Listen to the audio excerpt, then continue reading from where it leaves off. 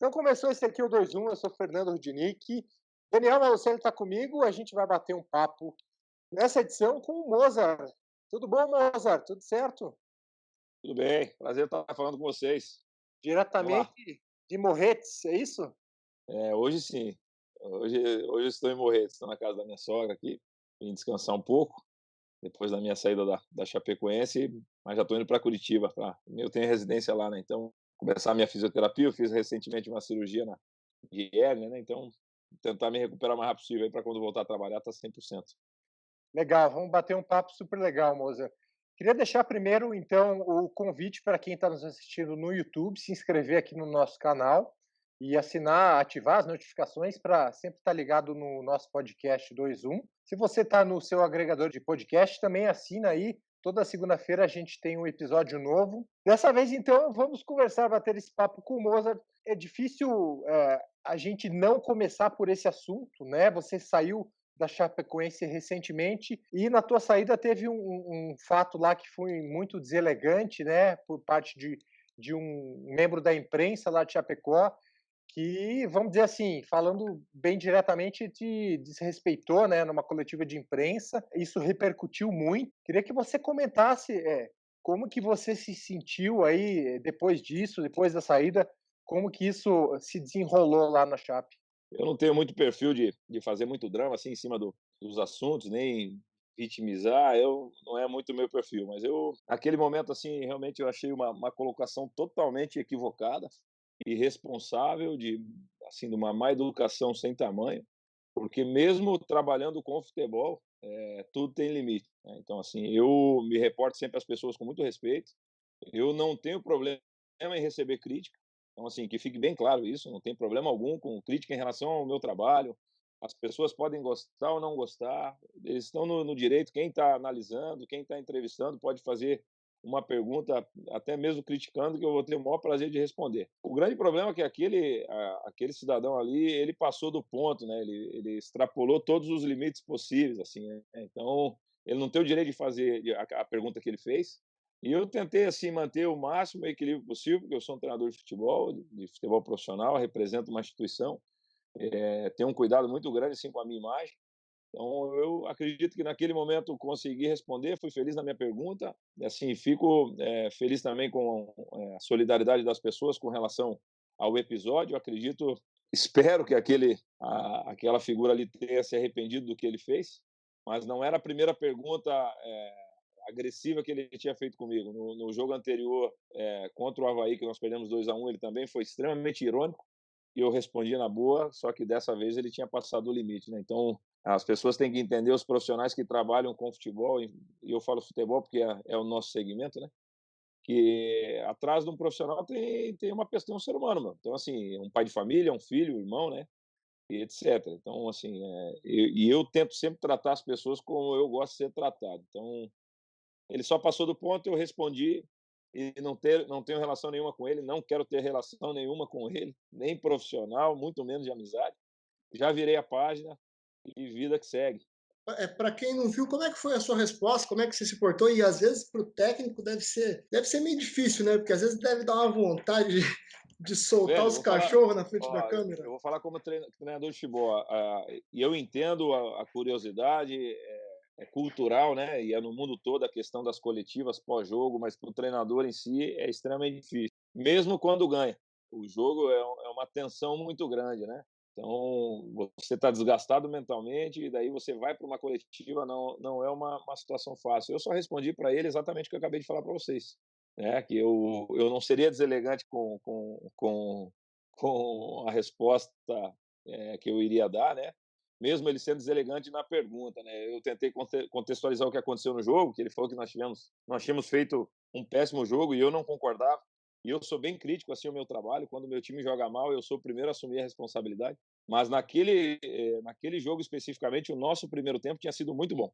Tanto é que nós criamos 3 chances de gol numa final de campeonato, no último jogo da final, que na minha opinião, para aquele tipo de jogo, nível de jogo, você criar 3 situações claras de gol é bastante. E nós não tínhamos concedido nada ao Avaí, a não ser escanteios e faltas laterais. né? Então eu falei assim, na minha opinião, o primeiro tempo, o que você está falando está totalmente equivocado. Nós tivemos um bom primeiro tempo, criamos 3 chances claras de gol, não. Mas já o segundo tempo, realmente, o segundo tempo nós não jogamos bem. Foi dessa forma que eu respondi para ele. Eu falei, mas como você é um grande entendedor de futebol, né? Você talvez não tenha entendido e percebido dessa forma. E tudo bem, eu respeito. Então foi mais ou menos esse o cenário que aconteceu lá. E Mozart, a gente vê essa questão do tempo no futebol. O treinador não tem tempo, né? Você assumiu o Chapecoense no início da temporada, deu quantos meses Não, de foi agora, né? Eu fiquei 36 dias. Então, assim, eu cheguei depois que o Humberto saiu para o esporte, isso? eu fui, Exatamente. eu fui convidado, né? Aí eu já iniciei nas quartas de final catarinense. Então, assim, eu cheguei numa quinta-feira, domingo nós jogamos contra o Ercílio, na quarta nós jogamos o jogo da volta, na sexta-feira eu me operei. Aí teve uma paralisação do campeonato que tinha um jogador do Ercílio que estava irregular. Aí nós refizemos as quartas de final, onde eu teria 3 semanas cheias, eu perdi as semanas cheias. Aí refizemos as quartas contra o Figueirense, passamos pelo Figueirense, passamos contra o Marcílio e depois teve os 2 jogos do Avaí, domingo e quarta, na quinta-feira eu saí. Então, assim, eu tive em 36 dias uma semana cheia de treinamento, né? E o restante foi só jogar, descansar, enfim. Esse foi o cenário. E como que a diretoria vai conversar contigo? Com que argumentos eles te demitem? Quando eles me chamaram assim, eu falei assim, ó, eu espero que vocês sejam bem práticos, assim, e diretos, assim, aqui não tem mais nenhuma criança, eu já estou há bastante tempo, né, no futebol, entendo a pressão externa, porque infelizmente muitas vezes os clubes hoje são geridos de fora para dentro, a mídia social tomou uma proporção muito grande dentro dos clubes de futebol e eu, assim, não me entendam mal, eu não tenho nada contra a mídia social, eu optei por não ter, justamente porque eu quero ter foco em ser treinador de futebol e não ficar postando em Instagram e Facebook. Na minha visão, isso agrega muito pouco para o treinador. Então, eu escolhi focar nas 4 linhas, que, na minha opinião, é a principal função. Mas, infelizmente, a pressão lá ficou muito grande. Chapecó é uma cidade muito pequena, tem 200 mil habitantes só. Aí, pressão de patrocinador, pressão de imprensa, pressão de torcida, infelizmente, eles cederam. Me chamaram, eu falei assim, eu posso vir aqui com 1 milhão de álibi, de muleta, que eu não tive tempo, e realmente eu pedi 4 contratações, nenhuma foi feita. A única que foi feita foi o Inácio. E eu nem consegui treinar o Inácio, ele foi meu atleta lá no CSA, ele chegou no sábado, ele teve problema de exame médico, só foi liberado na quinta-feira quando eu fui mandado embora. Eu ia dar o primeiro treino para ele e eu fui mandado embora naquele dia. Então, assim, um elenco grande de 34, 35 jogadores, eu falei que tinha um número muito grande de jogadores. E para você qualificar os treinamentos, o número tem que ser aproximadamente 24, 25 atletas de linha. Nós tínhamos que tentar emprestar esses atletas que, na minha concepção, não faziam parte daquele momento ali dos meus planos, enfim, e nada disso foi feito. Então, foi um aprendizado grande para mim, que antes de tomar uma decisão como essa, tem que analisar muito bem assim o elenco, o cenário, o contexto, né? As possibilidades de contratação. Eu tava num clube que eu já tinha feito um trabalho muito bom, que era o CSA, então, e ao lado de um profissional extremamente capacitado, que é o Rodrigo Pastana, não deveria ter saído do CSA naquele momento, mas enfim, a gente toma decisão e aprende muito mais com os erros do que com os acertos, né? Assim é a vida. E agora a gente tá tendo essa polêmica toda aí da Copa América no Brasil e tal, Certo. futebol durante a pandemia, e os estaduais foram bagunçados na maioria dos seus estados, né? Aquilo, o Aham. paranaense, a gente não tem nem a volta ainda definida das quartas de final. O que que você pensa sobre essa loucura toda, não só sobre calendário, né? Futebol na pandemia, né? O que que você pensa desde o Bom, início? essa é uma opinião pessoal minha, tá? Eu não quero ser polêmico, mas eu tenho uma opinião bem formada. Assim, na Série B na última Série B, eu fiz aproximadamente 30 testes, pelo menos. Foram mais de 30, mas aproximadamente. Tá? Então, assim, vocês podem ter certeza que o ambiente de futebol é o ambiente mais controlado possível. Possível. Então, assim, os jogadores são testados, a comissão é testada, quem está fazendo parte da delegação é testada. É óbvio que nós vivemos um momento extremamente difícil especificamente no Brasil, que nós sabemos, pela forma que é gerido o nosso país, o problema seria ainda maior, né? Tanto é que eu gosto muito de basquete, estou assistindo os playoffs da NBA, né? As pessoas já voltaram a ter praticamente uma vida normal, infelizmente no nosso país ainda não. Então, assim, continuem os testes, se tiver algum problema, se der algum caso positivo, isolar esse atleta ou esse membro da comissão, enfim, eu particularmente sou a favor. Com relação à Copa América, assim, é um assunto bem polêmico, né? Bem polêmico, porque realmente Assim, a Argentina também está tendo inúmeros casos e tal, mas eu continuo falando que e afirmando por experiência própria, que o ambiente do futebol é um ambiente extremamente controlado. Testes a cada jogo, então, assim, se você tem 3 jogos na semana, você vai fazer 3 testes na semana. Mozart, eu queria mudar um pouquinho o papo da nossa conversa. Você Tá, começou você começou a jogar bola no Paraná, é isso? exatamente. Em 89 era Pinheiros ainda, né. Era Pinheiros ainda. E você Isso, antes da saiu fusão. você s e depois você saiu, muito jovem do Brasil, né, a tua É, carreira foi com 16 anos, foi exatamente. foi Então eu fiz todas as construída. categorias no Paraná, desde o Dente de Leite, antigo Dente de Leite, né, sub-10, eu fiz todas as categorias no Paraná até o profissional. Em 96 eu me transferi para o Bordeaux da França, fiquei 2 anos lá. E como que é para um adolescente ainda se mudar para a França para Então a chegada fazer à esse França, processo? Como que é para um adolescente fazer esse processo todo? olha, assim, para mim foi, assim, de grande aprendizado como atleta, como pessoa. Com 16 anos sair fora do país, morar longe, realmente eu vinha uma vez a cada 6 meses para casa, 5 meses para casa. Então, foi um grande aprendizado, assim, como atleta, como pessoa, agregou muito, assim, para o restante da minha carreira. E depois eu não tive facilidade, não tive dificuldade de me adaptar na Itália, na Rússia, né. Então, assim, foi uma experiência fantástica. Eu dei muita sorte, assim, fui para um clube, maravilhoso, assim. O Bordeaux e a França, em termos de formação, é vanguarda, né. Ela tem ela tem um processo de formação muito legal, assim, eles chamam a categoria de base de centro de formação realmente, né, então lá dentro do CT, tinha aula de inglês, eu tinha 4 vezes por semana aula de francês, né, aprendi a escrever, a falar, convivi com pessoas de vários países, então foi bem enriquecedor para mim, assim, foi uma experiência muito legal. Quantos idiomas que você fala? Porque você passou Assim, pela Itália, Rússia é depois.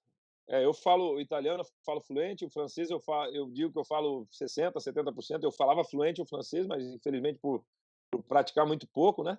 Então eu me viro bem, consigo assistir um filme, eu consigo ler notícias, né, mas falo razoavelmente bem. O russo eu entendo muito mais do que eu falo, né, porque eu já estava preguiçoso, né, eu já fui contratado com outro assim, com outro patamar, aí já tinha tradutor, e tal, e você acaba se acomodando. Isso é uma coisa que eu me arrependo muito, assim, não deveria ter aceitado o tradutor e deveria ter aprendido na raça o russo. Mas o que eu falo bem, assim, é o italiano, o francês e o russo eu entendo um pouco.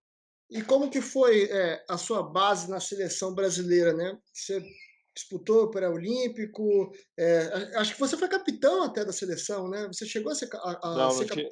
não cheguei a ser capitão, não cheguei a ser capitão. O capitão, quando nós iniciamos o processo do pré-olímpico, era o Denilson, depois o Alex virou capitão, né, no pré-olímpico e na Olimpíada. Foi uma experiência muito legal, assim, também, porque eu estava no Coritiba ainda, no pré-olímpico, né, assim, disputar a minha primeira convocação. Nós fomos para a Austrália fazer 2 amistosos, e eu consegui me firmar já no primeiro amistoso. Foi uma experiência muito legal, assim, tanto do pré-olímpico e principalmente da Olimpíada, né.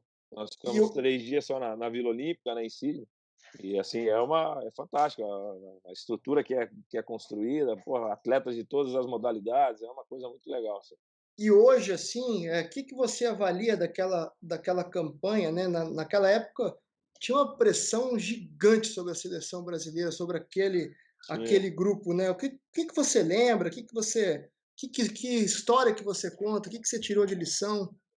Faltou um pouco mais de informação sobre os nossos adversários, porque não tinha facilidade, então isso é uma coisa que faltou. Conhecemos melhor o adversário, seja as suas características individuais e principalmente, a parte coletiva, e realmente por falta de informação nos anos 2000 não existia o iScout da vida, né, que facilita muito a vida de quem trabalha com futebol.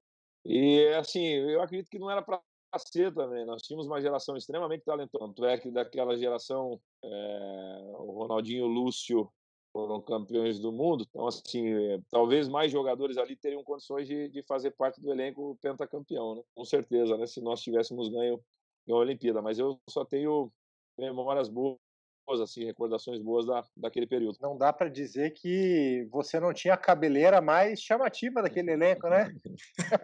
Foi lá que eu, foi lá que eu cortei, né? E depois daquele corte lá, nunca mais cresceu. Mas a cabeleira era a tua marca registrada no início da carreira, né? Era, era a marca registrada.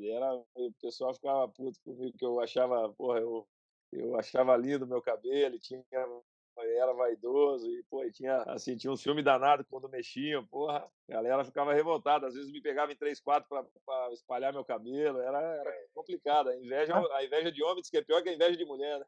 mas pegavam no teu pé, ficavam brincando por causa do cabelo também, não? Eles queriam ter o cabelo que eu tinha e o meu era natural, né, então eu ficava tirando onda por causa disso, os caras ficavam putos, né. Aí faziam 3 cantos comigo lá em 3 e 4, porra, puxava meu cabelo, espalhava meu cabelo, eu ficava puto também. Ah, é. Aquele grupo, da seleção, você criou amizade com alguém, assim, que foi para o resto da vida?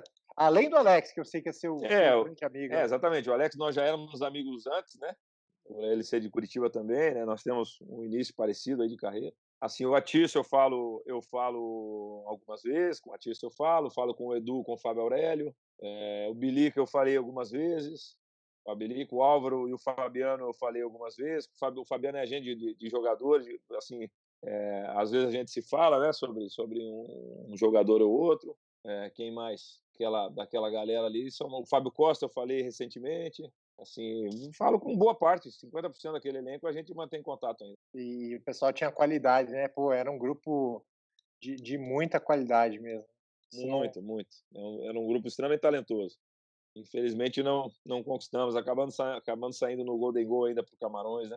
E o Luxemburgo? O Vanderlei naquele período ele estava tendo um problema pessoal sério, assim, né, então, mas assim, eu sou muito grato ao Vanderlei pelas oportunidades que ele me deu, seja na seleção, seja no Palmeiras, é um cara que eu respeito muito, assim, igual, assim, a gente tem um relacionamento sempre que se vê, pelo menos, tem um relacionamento muito legal, ao contrário do que as pessoas pensam, assim, o Vanderlei como atleta, ele é fantástico, ele é um cara, pô, parceiro, assim, então eu tenho muita gratidão por ele. Você é daqueles que sabe imitar ele também, não? Tipo Zé Elias? Não, não, não, não.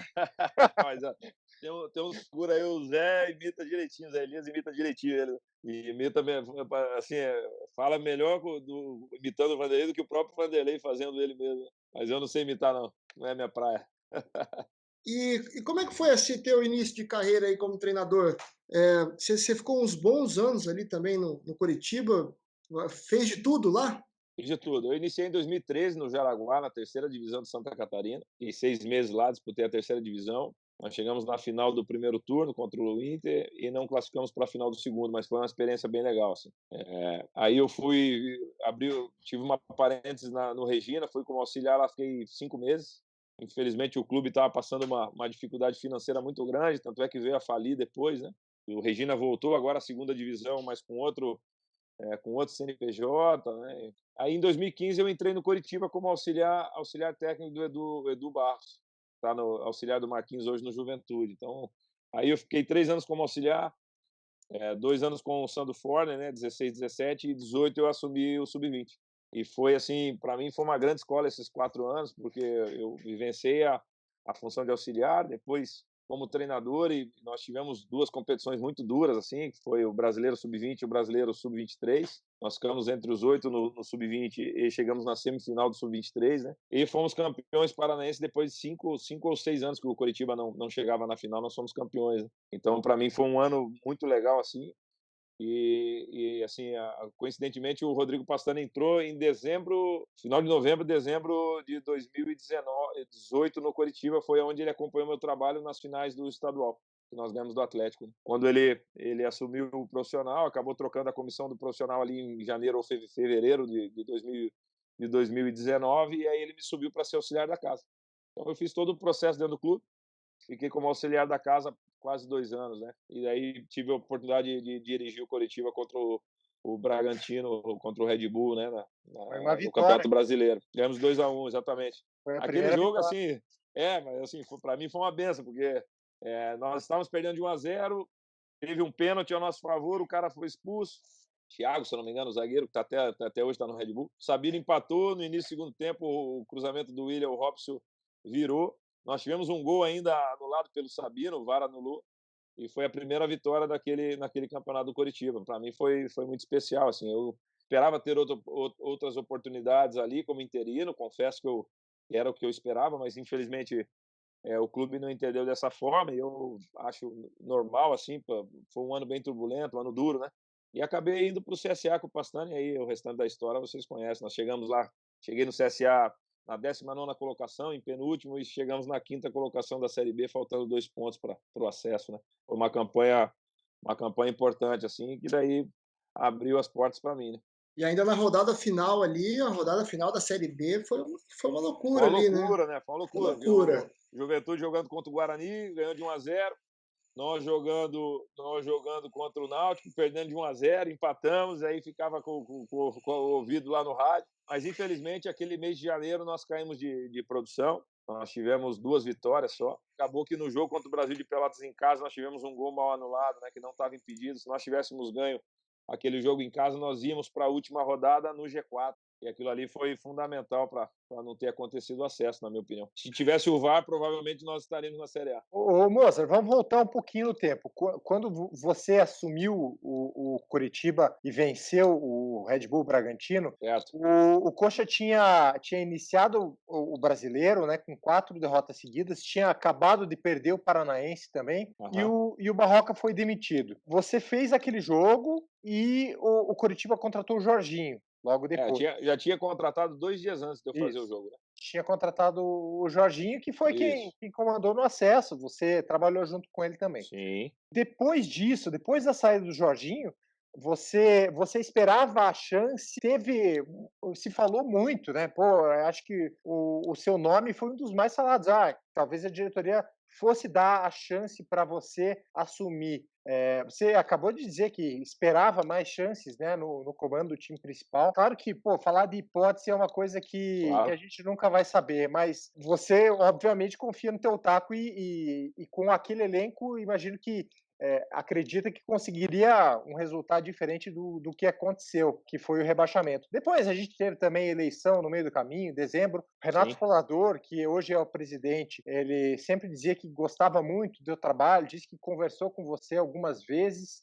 Queria que você falasse um pouco sobre essa situação toda, se você foi chamado para realmente assumir o clube quando o Folador assumiu, você já estava caminhado, já estava no CSA também, né? Eu tive 2 convites, né, do Coritiba naquele período ali, né. Eu tive um convite logo após que eu cheguei no CSA, eu estava um mês lá no CSA, nós engatamos, assim, uma sequência grande de vitórias, e aí o Coritiba quando o Jorginho saiu me procurou, infelizmente eu estava só um mês no CSA, não, assim, não tinha como, era impossível para mim sair naquele momento. Aí quando nós fomos fazer o jogo contra o Cruzeiro, Mas rapidinho, mas balançou? nessa Não? primeira vez eu falei não com bastante convicção, assim, porque não era justo com o Rodrigo Pastana, não era justo com o presidente Rafael Tenório, né, do CSA, porque eles tinham me dado essa oportunidade, eu não podia deixar eles na mão, né? E principalmente com o grupo de jogadores, né, que os jogadores nos abraçaram de uma forma assim que eu não podia deixar virar as costas para isso, né? Então eu não aceitei por esse motivo. Aí confesso que na segunda, em dezembro, o Coritiba me chamou de novo e dessa vez eu balancei, assim, por N motivos, né? Pela identificação que eu tenho com o clube, enfim. E eu estava vivendo um momento familiar difícil, assim. Minha esposa estava com a mãe e com o irmão internados na UTI no Sujizal por causa do Covid, né? Então ela estava e o meu cunhado é especial, né? Então precisa de atenção especial também. Ela teve que ficar na UTI o período inteiro, foi um momento bem difícil. Então, e eu longe, né? Maceió é muito longe daqui, né? Não conseguia vir a Série B um jogo atrás do outro.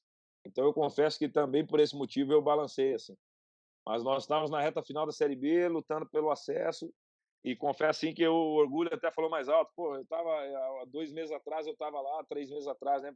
Pedindo uma oportunidade, principalmente porque eu já tinha conquistado na base, eu já tinha mostrado o meu trabalho, né? Mas assim, não ficou mágoa alguma e não quero fazer média com ninguém, porque não é do meu feitio, porque realmente eu entendo aquele contexto que o clube estava vivendo. Era muito duro, assim, né? Ano de eleição, enfim, a pressão externa estava muito grande. Por isso, provavelmente por esse motivo que eu não tive a oportunidade e entendo perfeitamente, talvez até eu também no comando do clube não teria apostado em mim naquele cenário, né, não pela falta de capacidade, mas mas porque o cenário realmente era um cenário difícil. Esses convites, só para ficar claro, eles foram ainda quando o Samir era presidente. Isso, exatamente, exatamente. Foi com o Samir. Eu tenho uma relação de muita amizade com o Renato, porque ele tem casa aqui em Morretes, perto da. Mas, assim, profissionalmente, a gente conversou muito pouco depois que ele se tornou presidente do Coritiba. Muito pouco, não. Nós não. Eu só, quando ele ganhou a eleição, eu mandei uma mensagem parabenizando, e depois dessa mensagem, nós nunca mais voltamos a conversar. Então, eu tenho uma relação de amizade com ele, mas profissional, depois que ele ganhou a eleição, nós não conversamos mais. Uma pergunta aí que eu queria te fazer. Eu estava vendo o jogo ontem da, do time sub-20 do Coritiba, né? Certo? Quando o podcast entrar, o jogo já não vai mais ter sido ontem, mas não tem problema. E sempre tem jogador bom na base do clube. É Uhum. assim, todo ano você vai ver que você vai pescar um ou dois nomes ali que você fala, pô, são jogadores interessantes. O que acontece no Coritiba? Você que ficou aí 5 anos e conhece, viu vários jogadores bons na base, que eles não ficam no time principal e acabam despontando. Eu não sei se você chegou a trabalhar com, por exemplo, Matheus Cunha, que é um Sim, foi meu jogador de atleta nível. É um cara que internacional tem. hoje, né? É um cara que tem tudo, pô, pode assumir a camisa 9 da seleção brasileira daqui a alguns anos. A gente Claro, não acha difícil isso acontecer. O que claro. acontece que esses bons valores eles acabam se perdendo, sendo que a base ali ela é bem trabalhada. O Coritiba tem uma base muito forte, posso te garantir que o trabalho que é feito nas categorias de base do Coritiba é um trabalho assim, de excelência, tem bons profissionais, pessoas sérias. A transição era uma coisa bem delicada, assim, ela é complexa, porque você tem que ter uma linha das categorias, linha de trabalho, digamos assim. Então, hoje existe uma linha, eu não sei, pelo menos na minha época existia, nós tentávamos fazer, né, dentro das categorias, principalmente do 15, 17, do 20, uma linha de trabalho parecida, não igual, mas parecida, justamente para facilitar a vida da transição desse atleta. Infelizmente, essa transição base profissional ela esbarrava no modelo que estava sendo aplicado no profissional naquele momento. Então, assim, o menino ele já tem dificuldade de fazer essa transição, porque o futebol profissional e o futebol da categoria de base são mundos completamente diferentes. O profissional é muito mais difícil, por N motivos. O nível de jogadores, cobrança da torcida, cobrança da imprensa, a atmosfera que tem no jogo profissional não tem na categoria de base, torcida, enfim. Então, isso já faz com que a transição seja difícil. E quando você sobe profissional, você encontra um mundo tático totalmente diferente daquilo que você fazia. As informações que você tinha, você passa a não ter mais. Essa transição ela é ainda mais difícil. Aí, realmente, a transição ela é comprometida. Por isso que você vê vários atletas que têm capacidade. Vamos falar desse próprio elenco que tem no Coritiba hoje. O Luizinho foi meu atleta, o Matheus Bueno, que é um pecado esse menino não ter mais oportunidades no profissional, porque para mim ele é um dos maiores talentos aí dos últimos anos do Coritiba. Cunha, infelizmente, foi uma questão financeira, né? Na minha época ele era Paraíba ainda, né? Hoje é Matheus Cunha, né? Aí foi uma questão financeira, né? O Pablo Tomás foi meu atleta. Eu acho que ele é um bom centroavante para disputar a posição com o Léo Gamalho na Série B. O Igor Jesus daí é fora da curva, porque ele já era um menino, ele foi meu atleta. Eu puxei ele do 17 pro 20, porque realmente ele estava muito acima dos outros. Mesma coisa com o Ian Couto, que estava muito acima dos outros, foi meu atleta no 20 e no 23, foi vendido antes porque é fora da curva. Mas eu acho que o que mais dificulta é realmente isso, você ter um trabalho no profissional em termos de informação, pessoal, não, assim, não me entendam mal, em termos de informação, de didática, de conceitos táticos, que facilite a vida desse atleta transitar, por incrível que pareça, ele tem muita informação da base e menos informação no profissional. Pelo menos aconteceu isso, né? E não estou falando se é melhor ou se é pior. Estou falando única e exclusivamente a questão de transição. E daí isso dificultou muito a transição desses jogadores. Você também não acha que o Coritiba, ele ainda, por vários aspectos, entre eles a pressão, o fato do clube estar sempre brigando contra o rebaixamento ou sendo rebaixado, ele não conseguiu ainda criar um modelo para revelar jogadores no time profissional? Porque muitas vezes o garoto sobe ali e a pressão é enorme, o garoto tem que, com 17, 18 anos, já resolver, e aí ele vai perder posição, aí vai contratar o Claro. cara do interior paulista, e o cara de 30 anos, que todo mundo sabe que tem um nível que não vai sair muito daquilo ali, e você vai vendo esses garotos daqui a pouco emprestado, igual o Matheus Bueno tá deixando agora o Curitiba, né? Tá indo para Portugal, e daqui 2 anos, igual você falou, que é um talento, ele pode estar jogando uma Champions Pode, League, e claro, assim a claro que gente pode. vai vendo o clube perdendo tudo que ele fica anos e anos trabalhando, vai vendo perdendo porque não consegue criar esse modelo.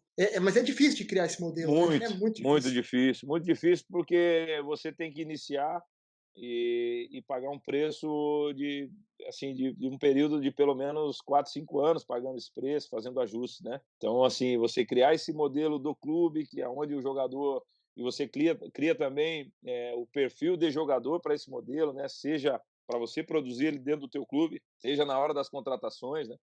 Mas é difícil, assim, porque automaticamente o futebol profissional precisa ter resultado para ontem, né.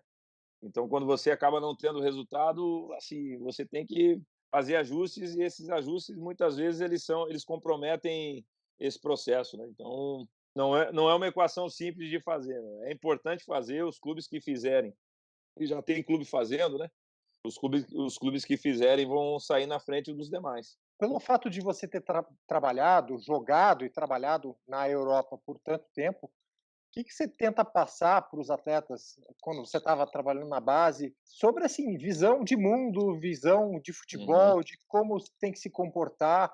Porque muitas vezes a gente vê garotos talentosos se perdendo, né, por causa de um comportamento que não é um comportamento de atleta. Sim, é complexo também, né, então vamos lá. Um pouco da vivência eu sempre tentei passar para os atletas, assim, porém assim, é mais no exemplo realmente, na questão da dedicação, do cara dedicar realmente tempo que ele tem à carreira, que ele não é só atleta naquele período que ele está no clube, né, ele é atleta 24 horas por dia. Nós vivemos num país que a realidade social desses jogadores, ela é extremamente dura. Na minha geração já era e ela continua sendo, porém a legislação mudou, né? Então você tinha um maior controle sobre o atleta na minha época. Hoje, pelo fato da legislação ter mudado, esse atleta com 16 anos ele ter contrato profissional, na minha visão, assim, e não tô sendo aqui o cara que vai querer mudar, não é isso, mas eu acho que ela prejudicou a formação do atleta. Por quê? Porque ele com 16 anos ele não está pronto para se tornar um jogador profissional. Mas na cabeça dele, pelo fato dele assinar um contrato profissional, ele já é profissional, mas ele não tem idade para ser profissional, ele não tem maturidade para ser profissional. E em alguns momentos, em alguns casos, você cria o monstro no sentido que ele acha por ser profissional, ele não precisa melhorar. Então, você imagine um menino com 16, 17 anos ganhando lá R$ 5.000, que hoje no Brasil é um baita salário. Na cabeça dele, assim, ele é profissional, ele já chegou num certo nível. Então, eu falo por experiência própria. Assim, às vezes, jogadores com 17, 18 anos, com dificuldade de você abordar, dificuldade de fazer o cara melhorar. Então, isso é uma coisa que prejudica muitos clubes. E os clubes, infelizmente, eles ficam refém, porque a legislação é essa. O jogador que tem um certo talento, ele com 16 anos já vai se tornar profissional. Então, assim, como que eu tentava abordar? Contando um pouco da minha história, falando que o dia a dia pode transformar a vida dele, se ele realmente se dedicar, né? Então, ele pode transformar a vida dele, a vida da família. Então, eu tentava mexer com o mental do meu atleta ali na base dessa forma, fazendo com que ele tentasse chegar todo dia no treino e tentasse melhorar alguma coisa, porque é inadmissível o jogador profissional de base ou mesmo jogador profissional que chegue no clube e não tem alguma coisa para melhorar. Então, assim, os meus treinos, eu tento fazer com que o treino seja um pouco mais complexo para o cara realmente pensar o jogo, né? E principalmente, mais do que pensar o jogo, saber o porquê que está fazendo as coisas. Então, eu tentei sempre formar jogador que entendesse o jogo. Então, pode ter certeza que os jogadores que passaram por mim e estão no Coritiba hoje, eles sabem o porquê que estão fazendo as coisas. Eles têm entendimento do jogo, entendimento da própria posição, o que a posição pede para eles fazerem, eles têm esse entendimento. Então, assim, mas é bem complexo, meu. Lidar com um jogador jovem de categoria de base, com a legislação que nós temos, é uma arte, assim, não é uma coisa simples de fazer, não. Ô Mozart, você tocou num ponto aí que o modelo de negócio do futebol atual, isso em qualquer lugar do mundo, ele é difícil de você explicar para quem, por exemplo, não trabalha com futebol, né? De você É, entender que um garoto de 15 anos pode ter um salário já de 10 mil, de 15 mil, Infelizmente, assim, a solução, eu não sei qual é a solução.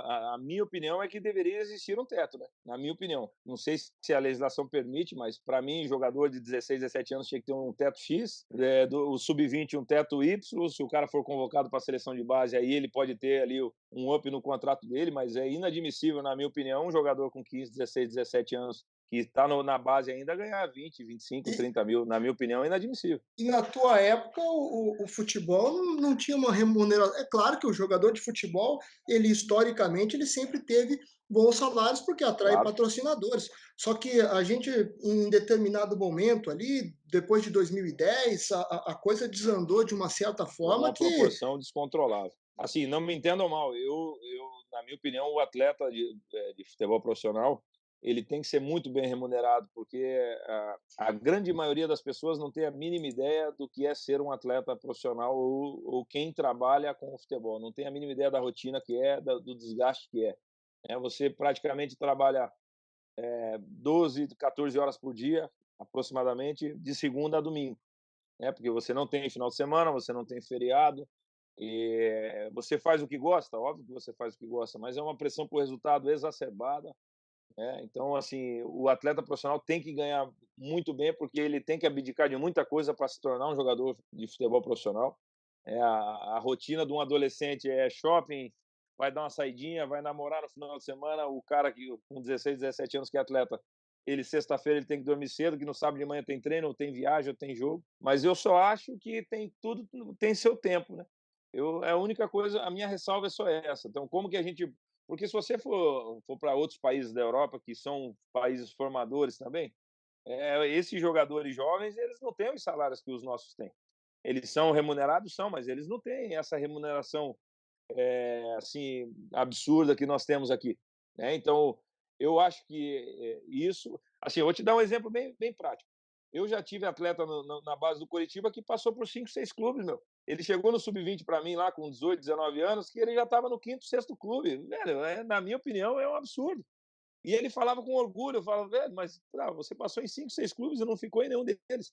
Ou ficou 6 meses, ou ficou um ano, mas aí o teu empresário teve problema com o coordenador da base, te tirou, levou para outro. Imagina, você tem 17, 18 anos e você está no sexto clube.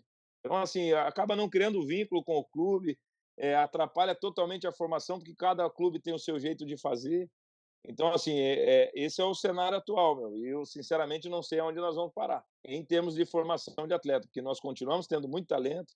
O Brasil produz jogador como nenhum país do mundo produz, porque ainda existe a rua, existe a praia, menos, né, do que antigamente, porque os problemas sociais estão diretamente prejudicando a formação dos nossos atletas, porque hoje o menino não pode mais brincar na rua, porque tem o tráfico na esquina, tem o bandido que, né, enfim, a gente sabe que é assim, e eu posso falar de carteirinha, que eu sou nascido e criado no Boqueirão, aí em Curitiba. Campos que tinha na periferia, hoje eles não existem mais, então isso prejudicou diretamente a nossa formação. O futsal não é um fornecedor de talentos como era na década de 80, início de 2000, porque o futsal sempre foi um grande celeiro. Os problemas sociais estão prejudicando, a questão da legislação é um fator assim que dificulta muito esse restante final da formação. Então, sinceramente, assim, eu não sei como resolver esses problemas. São problemas sérios que a gente precisa resolver para poder voltar a formar como nós formamos um dia. Ô Moza, 5 temporadas na Regina, 4 no Uhum. Spartak de Moscou. E se fosse resumir assim, como que foi a Itália, como foi o período na Rússia, o que te traz mais lembranças boas aí desses 2 times? Bom, eu só tenho lembranças boas, né? O Regina foi a porta de entrada para mim profissionalmente, né? Porque eu já tinha tido a experiência na França de 2 anos no Bordeaux, e aí o Regina profissionalmente foi o meu primeiro clube, né? E assim, para mim profissionalmente foi ótimo, pessoalmente foi excelente, porque minha filha nasceu nesse período, 2001, né? E eu tive a oportunidade de disputar o melhor campeonato do mundo na época, né? Então, o campeonato italiano no início dos anos 2000, final de 90, início dos anos 2000, 2000 até 2005, 2006 era o principal campeonato da Europa. Então, todos esses nomes aí Tava na que é, TV toda hora aqui no Brasil. exatamente. Então, assim, vamos lá, enfrentei o Zidane, enfrentei o Del Piero, enfrentei o Totti, enfrentei o Shevchenko, o Inzaghi, o Messi, o Maldini, o Cafu, Rivaldo, enfim, Aldair, tem até a camisa do Aldair, do Cafu, assim, para mim foram, porra, grandes nomes eu tive a oportunidade de realmente, para mim foi uma grande escola, assim, né? Eram jogos extremamente duros, que, pô, eu só via esses caras na televisão, daí tive a oportunidade de enfrentá-los, né? O Regina, os últimos 2 anos eu tive a oportunidade de ser o primeiro brasileiro a ser capitão lá, né? Eu fui capitão 2 temporadas do Regina, aí fui para a Rússia. Tinha outras oportunidades de continuar na Itália, mas daí por uma questão financeira eu fui para a Rússia, que também foi uma grande experiência. Joguei Copa UEFA, joguei Champions League. Também fui capitão no Spartak, fui o primeiro brasileiro a ser capitão lá. Qual foi o mais Então, difícil de marcar lá na Itália? Só a que Foi você Zidane, bateu de foi, frente com foi vários Zidane, ali, né? Você foi começou a Zidane. citar, caía tudo bem onde você estava, vinha, né? Exatamente, não, foi o Zidane, sem sombra de dúvida, foi o jogador, assim, o cara, o melhor jogador que eu vi jogando, sem dúvida, assim. É E um olha que monstro. eu tive a oportunidade de jogar com o Ronaldinho Gaúcho, com o Alex, o próprio Ronaldo Fenômeno, né, que para mim foi o maior de todos, junto com o Zidane, mas o Zidane para mim foi, assim, se no dicionário lá tá escrito palavra, se tem o futebol, ao lado ali tinha que ter Zinedine Zidane, né? Então eu tive a E, é, oportunidade de enfrentar 2 vezes ele, para mim foi uma... e era Zidane com cabelo ainda, né? Tinha um pouquinho de cabelo ainda. Tinha um Tinha, pouquinho, já tinha uma falha em cima aqui, mas ainda tinha cabelo mas nele. já era o Zidane campeão do Já mundo. era o Zidane É. campeão do mundo, exatamente. Então E, foi uma grande. E campeão da Euro também, né, em 2000, né? Foi uma grande experiência para mim. e o frio da Rússia? Sofreu muito lá ou não? Olha, assim, é realmente muito frio, né? Tive um episódio de jogar na Sibéria em fevereiro, -27 eu peguei, foi a temperatura mais baixa que eu peguei, assim. Puta Mas, merda. assim, por incrível que pareça, até o que eu vou falar parece uma loucura, mas eu passo mais frio em Curitiba do que na Rússia, né? Porque, assim, porque, pô, dentro de casa eu não tenho calefação em casa, né? Então, porra, tem que estar sempre agasalhado, então no inverno, pô, lá -10 fora de casa, eu em casa tá de bermuda, camiseta, e os lugares são preparados para aquele frio rigoroso. Realmente é difícil treinar e jogar, né? Mas você leva uma vida bem tranquila, normal, assim. Para mim foi uma grande experiência. Moscou é uma cidade fantástica, né? Quem não tem oportunidade de ir ainda, é uma cidade que eu aconselho conhecer, porque é muito legal. E o clube é o Flamengo lá, né? Então, uma torcida fanática, um clube extremamente organizado. Então, assim, com experiência europeia, assim, né? Teve resultado já na Europa, né? E por incrível que pareça, o jogador russo ele é muito talentoso, assim, ele é parecido conosco, assim, sabe? Ele tem uma relação muito boa com a bola. Foram 2 experiências muito legais, assim. E a vodka? Porque você é um produtor de cachaça. É a bebida típica deles, né? Eu não é muito minha praia, não. Você não levou cachaça para lá? Não, levei assim para presentear um outro colega de clube, mas pega um filme na vodka. Você citou o Flamengo, né, moça? Que o Spartak é o Flamengo da Rússia. E é diferente jogar pelo Flamengo? Você foi campeão lá, campeão carioca. Eu tive a oportunidade de ser campeão em 2000, campeão carioca, e o estadual, na minha geração também de atleta, o estadual era mais valorizado do que é hoje, né? Assim, muita torcida, eu joguei para 100 mil pessoas lá contra o Vasco tinha um timaço, né? Edmundo, Romário, Viola, Pedrinho, Felipe, né? Tinha o Mauro Galvão, né? Tinha o Elton no gol. Paulinho Miranda, que é meu parceiro, também estava no Vasco nessa época. Então, eu tive a oportunidade de jogar no Flamengo num período que, infelizmente, o clube não era tão organizado como é hoje. Mas, assim, o calor humano realmente é diferente, assim, né? Você jogar para 100 mil pessoas E, assim, eu tive a oportunidade de disputar uma competição também no Nordeste, aquela antiga Copa dos Campeões, né? Que hoje não tem mais, né? Nós jogamos em João Pessoa, se eu não me engano, Maceió. Foram as 2 cidades que nós fomos lá no Nordeste. Era uma coisa impressionante o Flamengo lá, mano. Teve um dia que foi cancelado o treino, porque a torcida invadiu o campo que nós íamos treinar. É uma loucura, velho. Assim, é uma coisa impressionante. Tanto é que agora no CSA as pessoas lembravam de mim da época do Flamengo, né? Lembravam da época, imagina, 20 anos se passaram e o pessoal ainda lembrava. Então, o Flamengo realmente é uma religião nesses É lugares, o né? Mozart do Flamengo, né? Exatamente. É o Aqui, Mozart do aqui em Flamengo. Morretes é o Mozart do Curitiba. É, Aqui em Morretes é o Mozart do Curitiba, mas lá no Nordeste era o Mozart do Flamengo. Pelo fato de você ter passado grande parte da carreira, assim, fora do país, você sente alguma, sei lá, alguma barreira na carreira de técnico, nesse sentido de teu nome aqui no Brasil como atleta não ser tão conhecido? Você sente alguma dificuldade quanto a isso, não? Olha, assim, eu acho que depois desse trabalho que eu fiz no CSA, não. Eu espero que esse trabalho tenha consolidado como treinador, porque eu tenho só 41 anos, mas eu já estou no meu 8º ano como treinador, né? Eu Espero que esse trabalho tenha aberto as portas para mim, porque eu nem considero a parênteses da Chapecoense, porque 38 dias você não 36 dias você não faz nada, e dentro desses 36 dias, praticamente 2 semanas, com dor e me recuperando de cirurgia, né. Então, o Mozart treinador é o Mozart do CSA, né, que pega uma equipe na penúltima colocação e leva ao 5º lugar, faltando 2 pontos para o acesso. Então, assim, ali representa bem o que eu sou como treinador, né, o que a minha equipe pode fazer. Eu confio bastante, assim, no meu trabalho. A minha ideia de futebol é óbvio que eu me identifico muito mais com o futebol italiano do que com o futebol brasileiro, porém eu sou brasileiro, trabalho no Brasil e as minhas ideias elas são mutáveis, né? Então assim eu ajusto as minhas ideias para a realidade que eu encontro. É impossível fazer um jogador brasileiro jogar como um italiano. Eu tenho essa consciência, não quero fazer isso, não tenho a mínima pretensão em fazer isso. Porém, o jogador brasileiro ele pode ser disciplinado taticamente como o italiano é. Ele pode ter entendimento do jogo e da posição como o italiano é. Nada, não é impossível que aconteça isso. E acrescenta o talento natural que a gente já tem aqui. Exatamente. Então, assim, eu tenho que ter a habilidade de montar treinamentos e dar informações que se adaptem à realidade que eu estou vivendo, né? Que é estar no Brasil com um jogador brasileiro que tem todos os problemas sociais envolvidos, que vem de uma realidade diferente do europeu, eu tenho essa consciência. Então eu tento desenhar o meu modelo de futebol dessa forma. E eu assim tive êxito lá no CSA, menos na Chapecoense, mas eu nem considero a parênteses Chapecoense, e tenho certeza que no próximo clube eu vou continuar tendo sucesso e espero, com base ao meu trabalho, me consolidar como treinador no Brasil.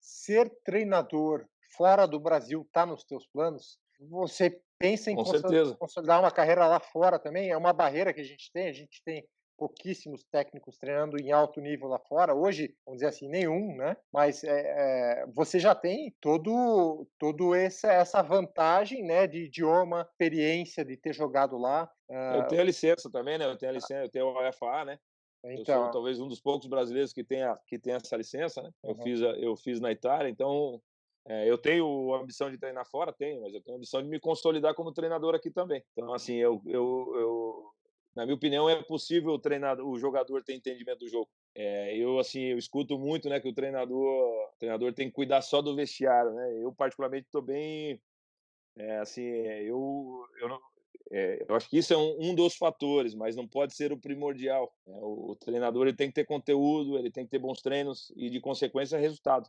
Então, assim, eu tenho que ter uma excelente relação com o jogador, mas eu preciso ser treinador, né? E o jogador brasileiro é extremamente talentoso e ele tem que entender que ele pode melhorar, mesmo sendo muito talentoso. Então, essa equação que a gente tem que tentar, assim, vamos lá, nós temos que tentar chegar num denominador comum, assim, que não é uma coisa tão simples no Brasil, né? Mas ela é possível, prova disso foi o meu trabalho lá no CSA, ela é muito possível.